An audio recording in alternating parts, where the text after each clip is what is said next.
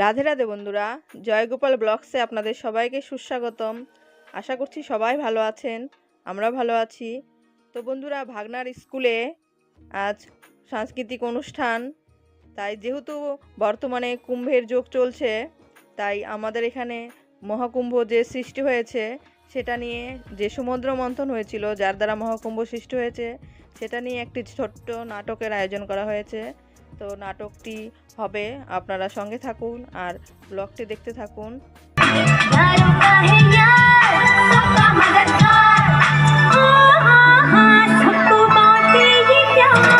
তো বন্ধুরা দেখুন, ভাগনায় যে ইন্দ্রদেব সেজেছে, ও সমুদ্র মন্থন করবে।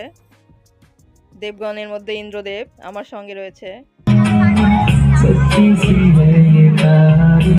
তো বন্ধুরা, কিছু নাচ গানের পরে এখন আমাদের নাটক শুরু হলো, সমুদ্র মন্থন। আপনারা মন দিয়ে শ্রবণ করুন, ভালো লাগবে। जिसे देवताओं का निवास स्थान भी मानते हैं, जो सभी ऐश्वर्यों से संपूर्ण है। एक समय ऐसा था जब ऋषि दुर्वास के श्राप के कारण इंद्र और सभी देवता दुर्बल तथा नश्वर हो गए और स्वर्ग और संपूर्ण सृष्टि वैभवहीन हो गई। देवों की इस परिस्थिति का फायदा उठाकर दानवों के राजा बलि ने उनके विरुद्ध सभी युद्ध जीतकर पूरी सृष्टि पर कब्जा कर लिया। इस समस्या का समाधान निकालने के लिए सभी भगवान विष्णु के पास गए। तब भगवान विष्णु ने उन्हें ये सलाह दी कि अगर इस संसार को फिर एक बार समृद्ध करना है और सभी देवों की शक्तियां तथा स्वर्ग का वैभव वापस लाना है, तो उन्हें समुद्र मंथन करना होगा। सभी देव अपनी शक्तियां खो देने के कारण दुर्बल हो चुके थे और इसलिए समुद्र मंथन का कार्य उनके लिए अब आसान नहीं था। इस समस्या का भी हल भगवान विष्णु ने बताया कि वो इस कार्य में असुरों की मदद ले। मंथन के दौरान समुद्र को मंथने के लिए मंदराचल पर्वत का उपयोग किया गया था। मंदराचल पर्वत, जिसे मंदरा पर्वत या मंदार पर्वत इन अन्य नामों से भी जाना जाता है। पर्वत के साथ वासुकी, जो सर्पों के राजा है, उन्होंने इस कार्य में नेति यानी रस्सी के रूप में सहायता की।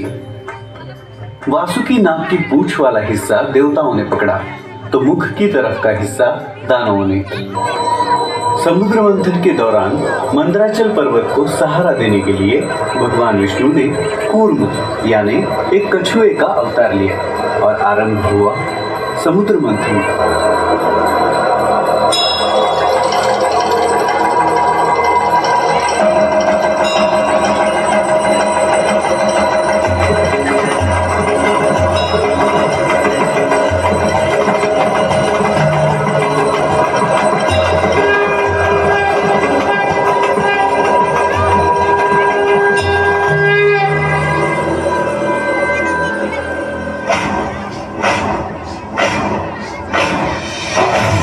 प्रचंड बोल मस्तकों के झुंड, आज जंग की घड़ी के तुम हार दो।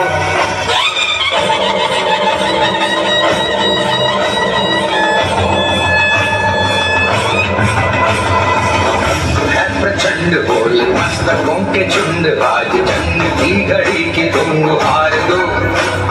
मान मान शान या की जान का हो दान, आज धनुष के बाण पे उतार दो।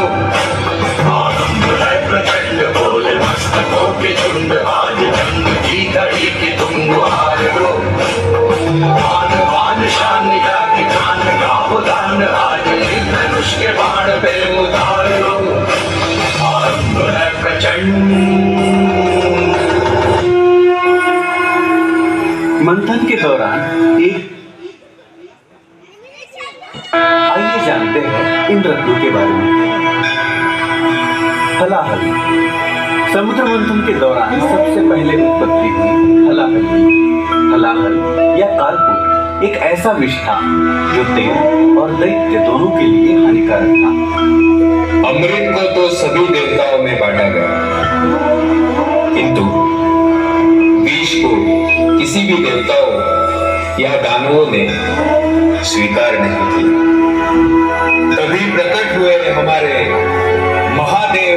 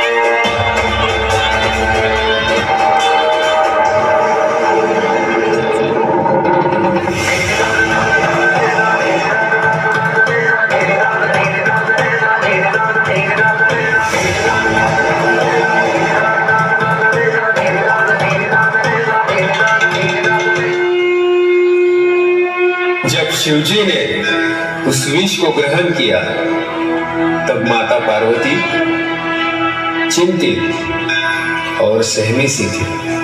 और फिर माता पार्वती ने शिवजी से कहा, जिस तरह से आपने इस विष को धारण कर इस विष को संसार में फैलने से रोकी है, वैसे ही मैं आपके कंठ में भगवान रूप में विराजमान हूँ और इसे आपके गले से नीचे नहीं उतारूंगा।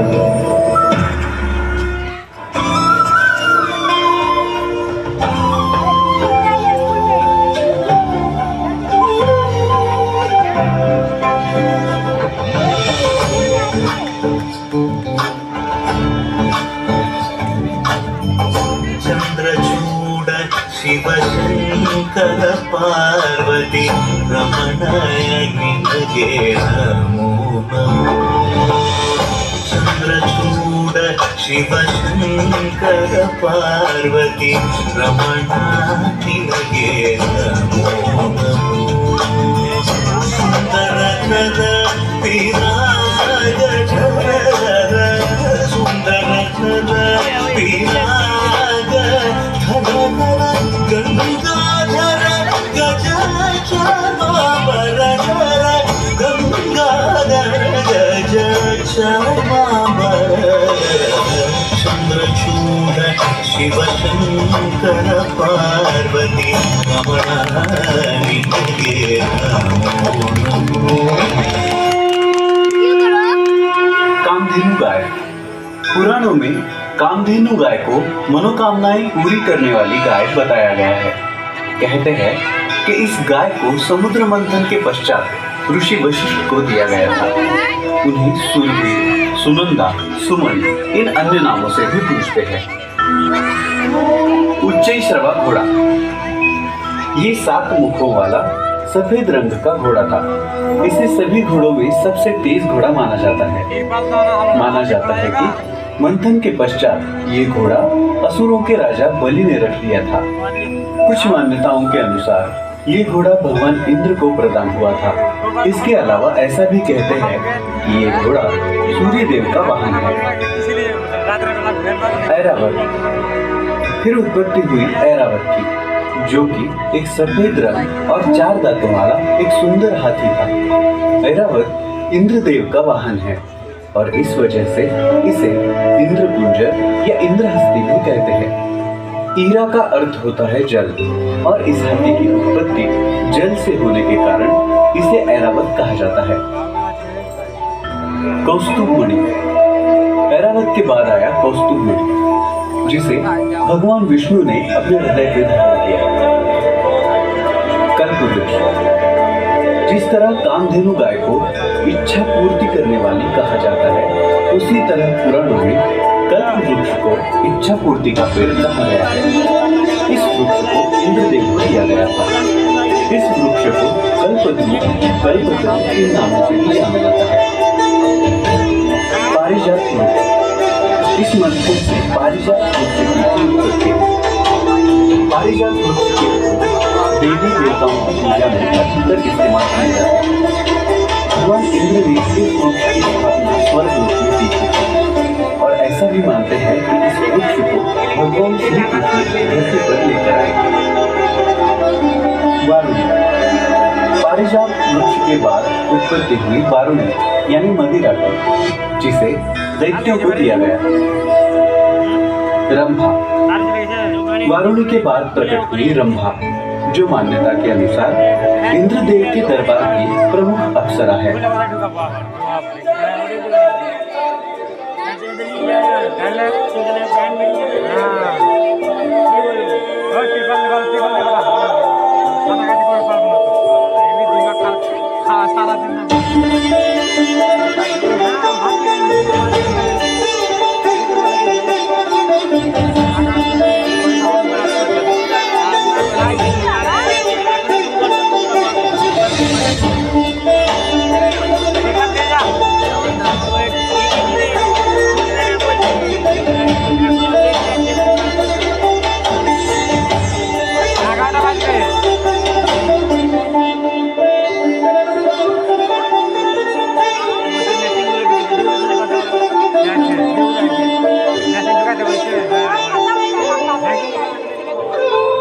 माता लक्ष्मी।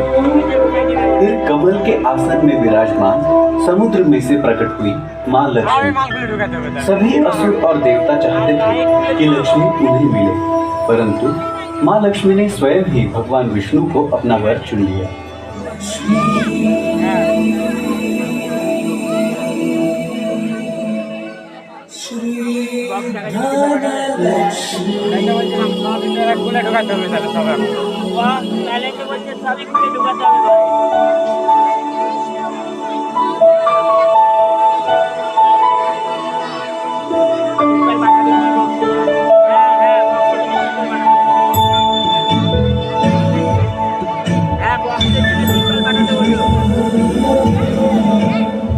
सुमनसवन्दित सुन्दरि माधवि चन्द्र सहोदरि हेममयि मुनिगणवन्दित मोक्षप्रदायिनि मञ्जुळवासिनि वेदनुते पङ्कजवासिनि देवसुपूजित सद्गुणवर्षिणि शान्तियुते जय जय हे मधुसूदन कामिनि आदिलक्ष्मि जय पालय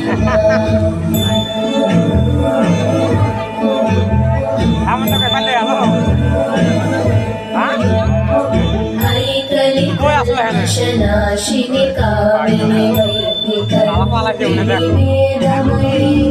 क्षीरसमुद्रमङ्गलरूपिणि मन्त्रनिवासिनि मन्त्रनुते मङ्गलदायिनि अम्बुजवासिनि देवगणाश्रितपादयुते जय जय हे मधुसूदन कामिनि धान्यलक्ष्मि जय पालय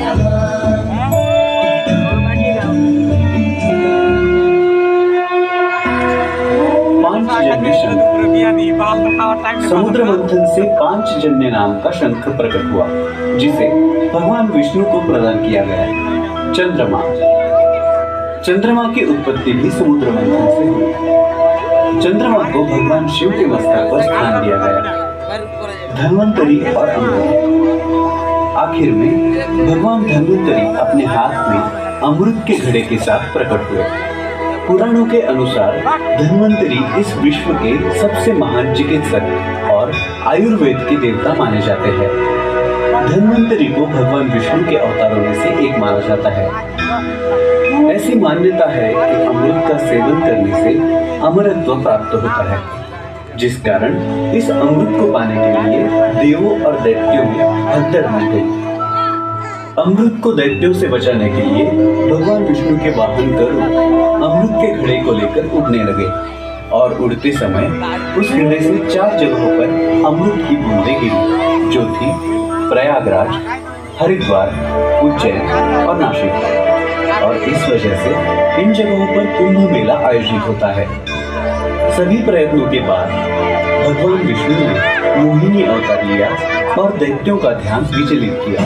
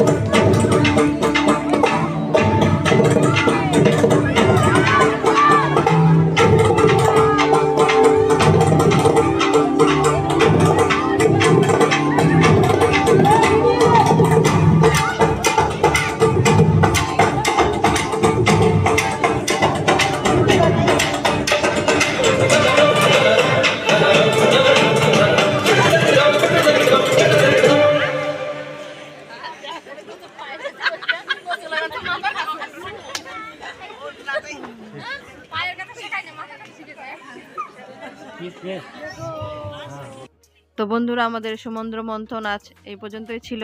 আপনাদের কেমন লাগলো কমেন্টে বলবেন। আর এরকম ভিডিও আপনাদের যদি ভালো লেগে থাকে তাহলে লাইক করবেন, কমেন্ট করবেন আর চ্যানেলটিকে সাবস্ক্রাইব করে পাশে থাকবেন। ধন্যবাদ।